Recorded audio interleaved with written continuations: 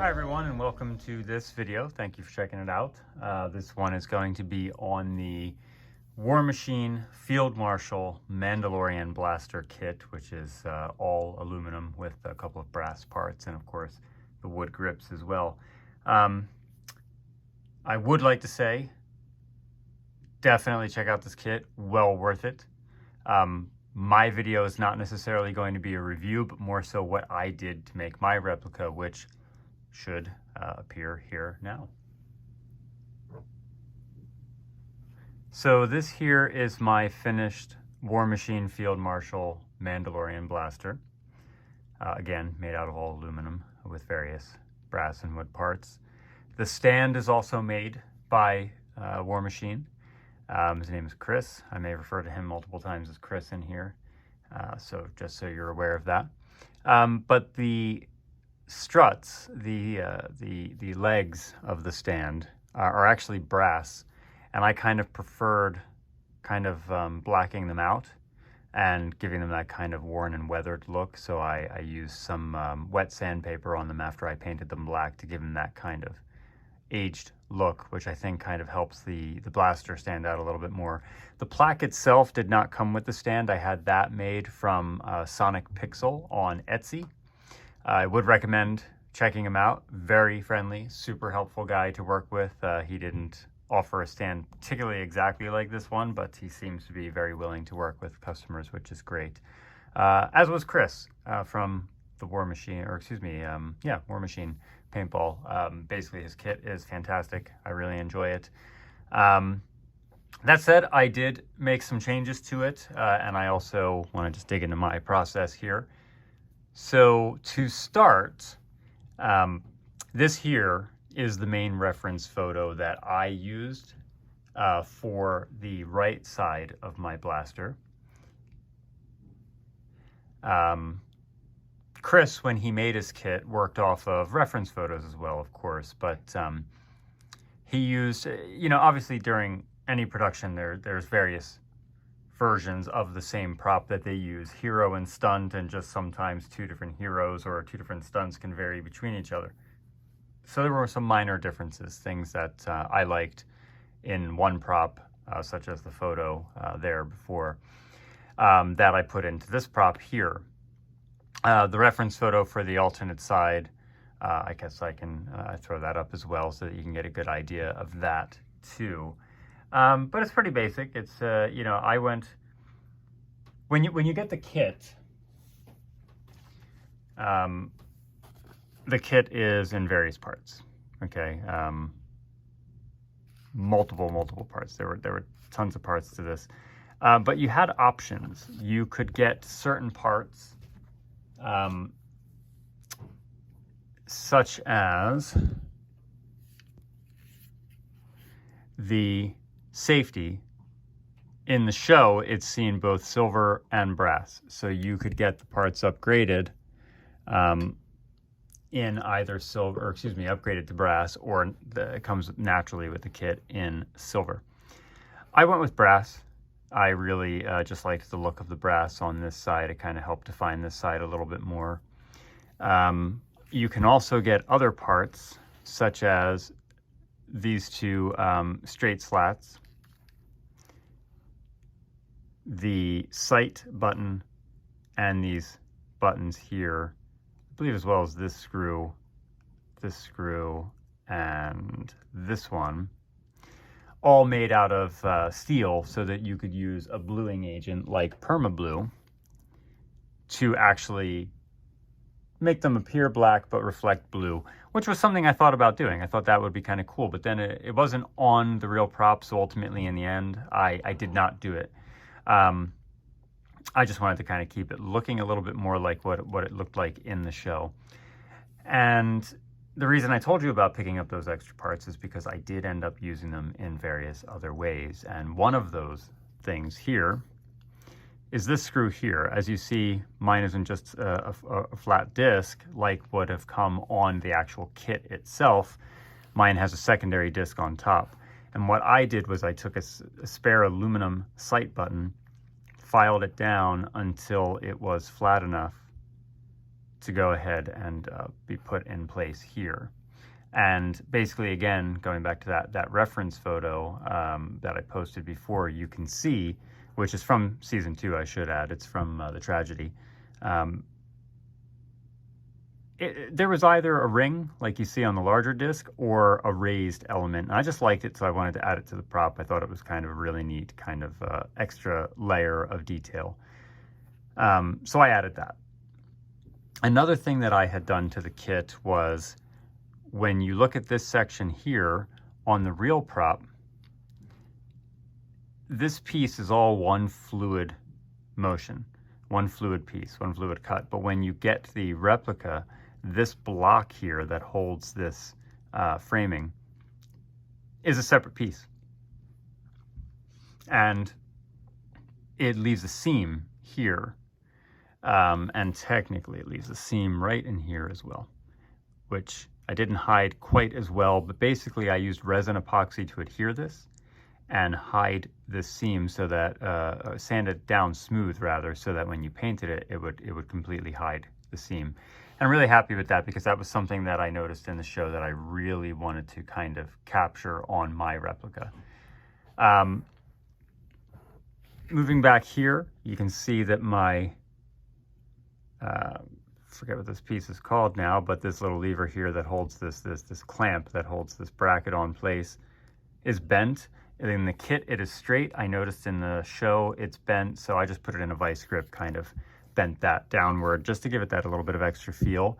The weathering that I did on my replica, of course, like I said, I kind of focused on that shot from the tragedy and kind of tried to approximate that, even though, you know, I didn't do it like 100% exact. I just kind of did an interpretation, because that's kind of really what this is. I went for the most part basically what they did, you know, the weathering on the clamp, the weathering on this part here, the 2 discs, you know, very subtle. I didn't want to go too heavy, you know, as others had noted, you know, there's not really weathering down here. It's just kind of glare or reflection. So I wanted it to be kind of lighter in worn black paint. However, it was recommended to me by my friend Jamie of Collingwood Replicas, if any of you know him out there, to do a graphite wash on the piece. So after I painted everything, and I used a Rustoleum 2X satin black finish paint to paint all of the black parts. Once I did that, I kind of sanded some of the edges with wet sandpaper, as you know we're used to doing with these things. But then he recommended doing a graphite wash, graphite powder wash, that is, or rub, I guess, probably more accurate, to do all of this kind of weathered paint. And I really like the way that has all come out on this piece. Now, one of the other things I did that was slightly different from the actual prop is, or rather the replica kit. On the replica kit, these are holes. And looking at the real prop, they looked like they had screws in them to me, and I just kind of really liked that look. So I went ahead and I drilled out these holes a little bit more by hand. Nothing crazy, just took a drill bit and just kind of widened the holes a little bit, and I put 2.5mm grub screws in there so that I can get that kind of look on the replica itself. Also, I noticed that this leg of this bracket here was further out, and I'll show a picture of what it actually looks like here, so you can see what the actual kit looked like. What I realized was in the tragedy screenshot again, this bracket was shorter on this side. So I, you know, just took some sandpaper to a file a little bit and kind of reshaped it to just get the shape that I wanted to see on my particular replica. Nothing against Chris. Chris used a lot of reference photos. I'm sure all the details that he did, you know, were great with the reference photos that he was looking at. I was trying to capture a particular look of this prop that really captured my attention. And therefore, those are the details that I put into this prop. So you're going to hear me talk about things that are different on Chris's replica than what I put in mine. And again, it's nothing against his eye for detail. It's more so my eye for different details that I just thought, you know what, I want that on mine. I think that would look really cool. Which brings us to the left side of the prop. Did a couple of things here. For the clamp that holds on the cleaning rod, I took sandpaper and I sanded down the finish on the lower section and the nut there. And then I used that bluing agent, the Perma Blue, which is really for steel, as it says, but it actually worked great, as you can see, to kind of give this that dark finish that the real prop has there without having to use paint, because I didn't want to artificially do it with paint. I wanted it to look like the parts had actually worn over time. So I used the Perma Blue on there. It gave it that nicer black finish. And then on the cleaning rod, the safety and the trigger, I still used Perma Blue, but I only cleaned the parts. I didn't sand them down, and I just, it's kind of hard to capture on here, I guess, with the lighting, but it gave them this kind of aged, there you go, you can kind of get it in here. It gave them this kind of patinaed look, which is exactly what I was looking for. I wanted this thing to look used rather than completely brand new, and got the parts to have a nice patina rather than just that perfect clean brass look. And like I said, so just sanded down that section for the clamp, and then everything else I just put a little bit of Perma Blue on it, kind of let it do its thing real quick, and then washed it off so that I could get the look that I was after. Another difference here is, if you'll notice on the sight mounting on the back, there's a sight button here. On the actual kit, there is 2 sight buttons that go on the clamp here. And what I realized when I was doing my research is that the left side didn't have one. So I thought, you know what, that'll be cool. I'll replicate that. So I filled that hole in with resin epoxy and painted it over, sanded it down, of course, painted it over so that I could hide that, so that I could get that kind of look that's on the actual prop. Again, just another one of those things that I thought was great for, you know, if Chris put it on both sides, there's probably a reference where it is on both sides. But what I saw, I, again, went after what I thought would be kind of fun for me and my replica. But when I noticed that detail here of this sight mount, I noticed another thing, which was this little detail, this little button right here, which is not on the Fieldmarshal kit. But this side was a bit plainer, so I thought, why not add that, give it a little bit something extra. And since I had bought those extra parts that were steel for bluing, that I ultimately decided not to do, I thought, why not go ahead and add that? So very simple. I just took various drill bit sizes and I put them in a hand drill, good old-fashioned one that somehow is at my disposal here. And I just kept drilling and drilling until various widths, until I got the width that this button would fit into. One little problem that I face if you're going to try and do this mod yourself is you don't want to go too deep. You only want to go deep enough for the button, and I went just a hair too deep, and as you'll see here, it went through to the trigger slot, the mechanism that trigger kind of works on, because this is actual functioning trigger here. Thankfully, it did not affect the trigger function whatsoever, so I stopped kind of at the right point and was able to get this detail added onto the side of the prop.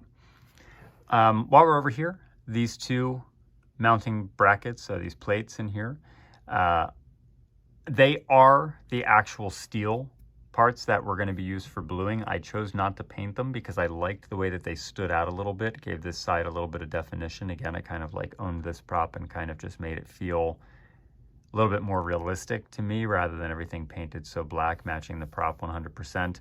Other people obviously probably would want to go fully 100%, but to me, I thought, have a little bit of fun there. Let's make it stand out just a little bit more when the light hits it. So there you go. It looks sometimes silver, it looks sometimes black. Little detail, but I thought it was interesting enough to keep going there. For the wood grips, I used Birchwood Casey. I believe that's what this said here. never used this before. I never really had a reason to use this before, but yeah, Birchwood Casey, a gunstock finishing material, and I'll throw up another kind of slide here basically that shows the process, but basically used various grits of sandpaper to go ahead and sand down the raw wood finish. Then I would use the, as recommended, use the steel wool to kind of really get it a smoother surface, which was very interesting to me. If you've not done this before, when you use the steel wool on the wood grips, it darkens the wood. I thought it was just going to give it a smoother finish, but it kind of like gives it a darker finish, which you could have then gone straight to the true oil, but I wanted the handles to be a little bit darker as they were a little bit darker in the show. So I did use the walnut stain, which I sanded back a little bit because I felt it was perhaps too dark. And after I did that, then of course I added the true oil, which I put 2 coats of true oil. Might add a third at some point, I don't know, but I really do like the way the wood grips came out. Not so bad for my first time working with something like that. I've never done that before, and I'm really rather happy with the results. Outside of that, I think the last thing here potentially to talk about is this block here, the sight block or the barrel block. When you get Chris's kit, this piece is aluminum. And fair enough, when you look at screen caps from the show, this piece is sometimes aluminum, painted black and worn and weathered, just like the rest of these pieces. However, referring back to my preferred reference shot from the tragedy, you can see that this part appears brass-like, appears to be brass. And actually there's this other shot here that's a promotional photo that shows it as brass as well. And I kind of took the weathering from this shot too. Even though this one's a little bit more heavily weathered, I kind of married the two. Now, I had asked Chris if I could get this piece made out of brass because I thought, you know, I really like the look. It kind of marries the two sides together, plus pulls the trigger in rather than having it be so one-sided brass on this side. And, you know, fair enough. It would have been far too costly to go ahead and make one brass block. So I had to find alternate means. I first tried an anodizing spray paint, which I can show you here. Yellow was kind of the closest color match that I thought I could find. The orange probably maybe would have been wiser, but I tried this. It was an anodizing spray paint. You can see the results here. Worked great. I mean, it looks like it's an anodized piece, but it's not quite the color I was going for. I tried to weather that with a little bit of other kind of brassish paint, brown paint, to try and kind of make it look like what I wanted, but ultimately it just looked like a poorly painted piece, so I stripped the paint finish.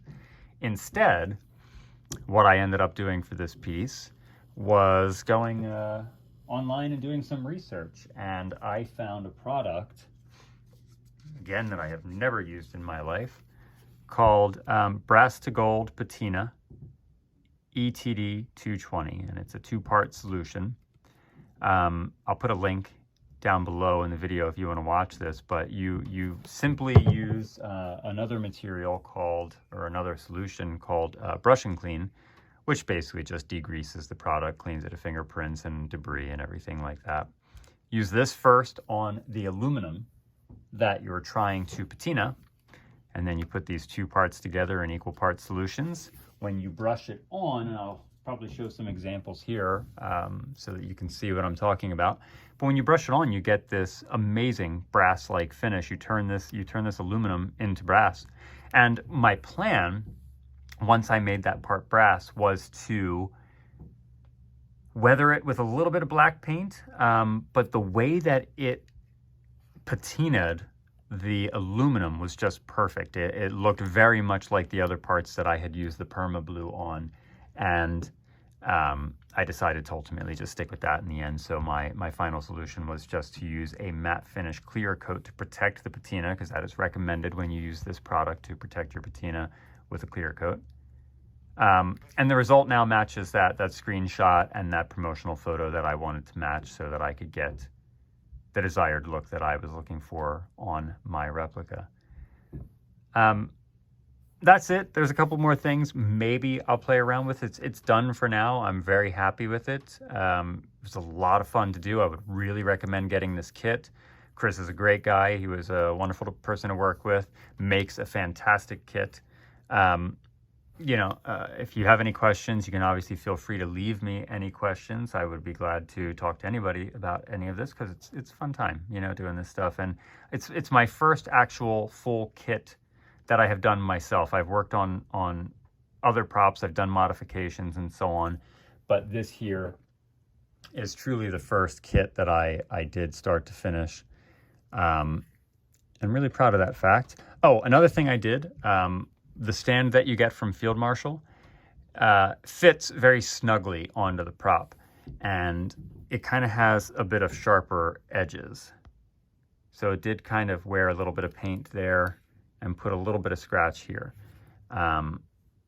which I don't care, because, you know, it kind of added to the worn and weathered look that I was going for with this blaster. But what I ended up doing, I took sandpaper and I filed down the edges. I made them real smooth. I just kept going at them and going at them and going at them until I got them nice and smooth, and made the stands a non-event. Now I can just feel comfortable putting the prop in there, and I'm not going to be damaging the paint because of those sharp edges. Not Chris's fault. That's just a machining thing. Those edges, I mean, the cradles are perfect. They were made to fit this thing, and I just hadn't anticipated how they would fit against the replica itself. So just a little recommendation there. If you get the kit and you get the stand, spend some time filing those things down to kind of protect your work. All in all, like I said, the Fieldmarshal kit is amazing. I had a fantastic time making this. Hopefully you find this video fun and entertaining, or you get a takeaway for your own project if you're thinking about doing this. I was just kind of really proud of the work I did, so I thought I wanted to put it down on film. But that's really it. I can't think of anything else that I did on the replica. But yeah, if you have a question about the process, anything that I used, any materials that where I got them or anything, I'll try and put all the links below. Otherwise, thanks for watching. I hope you pick up a fun kit for yourself, and you know, looking forward to Mandalorian Season 3. See ya.